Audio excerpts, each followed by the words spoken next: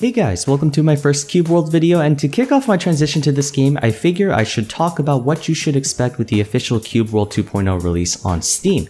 In case you're watching this video and this is your first time hearing it, Cube World, after not receiving a new update in over 6 years, is finally getting a full overhaul release. All Alpha Key owners from Pick Roma will be getting free access to the next expansion, although I have no idea how that's going to be distributed to us, but anyway, long story short, the wait is finally over, and this game is getting its long pined after update. There's so much new stuff being introduced that even if Wale won't give us any more stuff for the rest of existence, we can expect a ton of awesome gameplay from this. Beforehand, Cube World was a very bare bones game. It was viable, all things considered, exemplified by the fact that there's still a couple thousand players playing the alpha release since 2013, but the main shortcoming and possibly the most important one is that Cube World lacked content. There wasn't much to do. Sure, you had things like exploring dungeons, crafting new material, but for all intents and purposes, it was an unfinished game. Of course, it was unfinished because it was an alpha release. With Cube World 2.0, Wale has covered almost every single thing we should expect to see in an open world RPG style game that looks like Minecraft. Farming, training, learning skills, crafting materials, taking on bosses, doing quests, exploring the world, collecting rare stuff, taming pets, and whatnot. And let's go over each one as concisely as possible, so I won't be giving you guys every single little detail, but just a general sense of what's new, what to expect, all the major content he's adding, and chances are he's going to give us a lot more than what he's just showing us. After all, he did have 6 years, so maybe there's a lot he wants us to find on our own. And fortunately for us, a mega thread is available at our convenience on the Cube World subreddit. They've been documenting literally every possible feature, every tweet that Wale has showcased us for the past couple years, and he may even have a lot more in the game that he doesn't want to tell us. And we have them separated into categories. So first with items, there's been a power scaling downsides along with changing the tempo stat which governs your attack speed. Now it's called haste, which I think is a bit more appropriate. That's about it, since the item system he currently has works just fine. As for abilities, there were 8 total classes in the game with 4 class branches: Warrior, Mage, Archer, and Rogue. And each branch yielded 2 classes, so Warriors could become Berserkers or Guardians, Rogues could become Assassins or Ninjas, Archers became Scouts or Snipers, and Mages could become either Water or Fire Mage.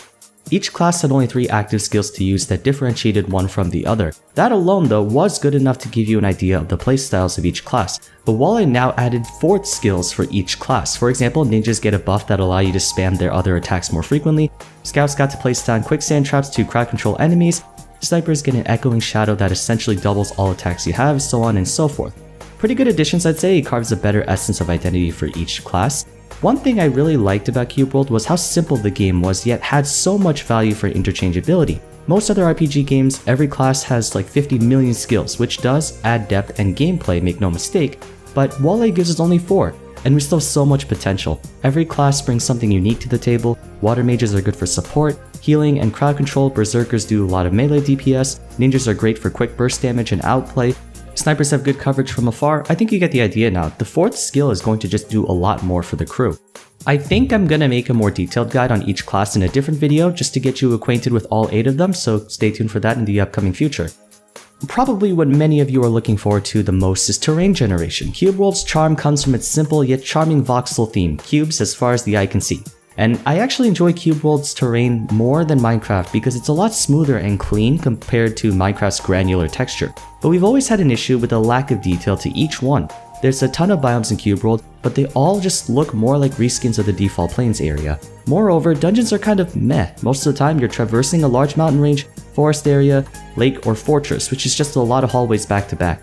Plus, unlike Minecraft where there's many easy ways to cover huge distances, Cube World's areas are really far from each other, so you'll have to spend a lot of time walking without any means of fast travel, besides maybe using the hang glider, but you have to put a ton of points into that to get any decent amount of speed.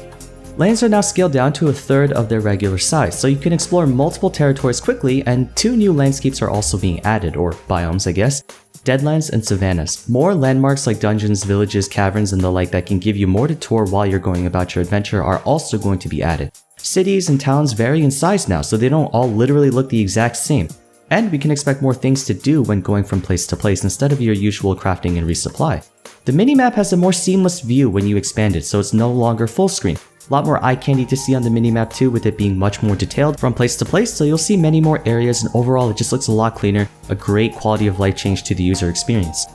One of the most anticipated things to come into Cube World is more dungeons of greater variety. We have so many new dungeons instead of just natural landscapes and the occasional fortresses, some of them having chasms, temples, lava mazes, ruins, ravines, and even man-made structures from factions, which I'll get more into later.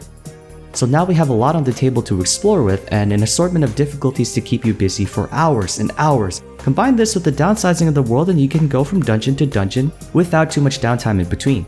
This is also something I look forward to, quests. They're finally being added that aren't just defeat the boss of the dungeon. Now there's so many things you can do besides just taking down the big bad in an area such as discovery quests, objective control, locate a landmark, escort missions, fetch quests, retrieve stolen items, rescue missions.